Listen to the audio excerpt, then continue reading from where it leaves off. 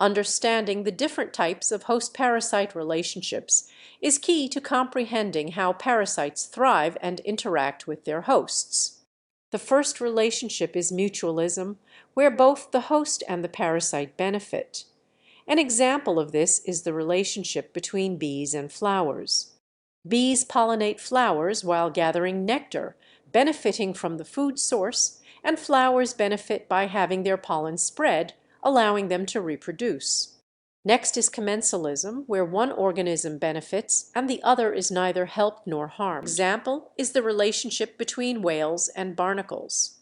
Barnacles attach to the whale's skin, benefiting from a free ride through nutrient-rich waters, while the whale is largely unaffected by their presence. The most studied relationship is parasitism, where the parasite benefits at the expense of the host.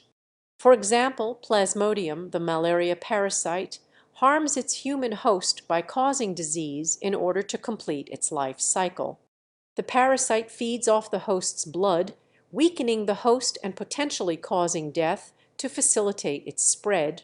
The concept of virulence refers to the degree of harm a parasite causes its host.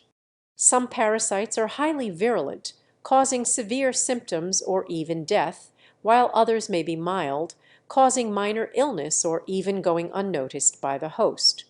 For example, the Plasmodium parasite, in the case of malaria, is highly virulent and can lead to severe illness and death, while a less virulent parasite might only cause mild symptoms or no symptoms at all.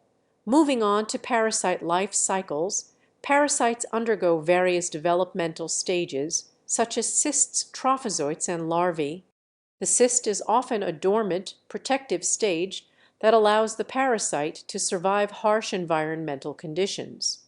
The trophozoite is the active, feeding form, and larvae are the early developmental stages that can infect new hosts.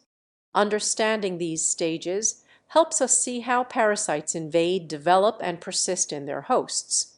Finally, understanding the roles of intermediate and definitive hosts is essential. The definitive host is where the parasite reaches maturity and reproduces. For example, in malaria, humans are the definitive host for the Plasmodium parasite, where it reaches maturity and reproduces. The intermediate host, on the other hand, supports the parasite in its developmental stages. An example is the snail in the life cycle of the parasite that causes schistosomiasis. The snail serves as an intermediate host, where the parasite develops before it can infect a human definitive host. These relationships, life cycle stages, and host roles show the complexity of parasitic interactions and how they impact both the environment and human health. Understanding them is crucial for controlling parasitic diseases and improving global health.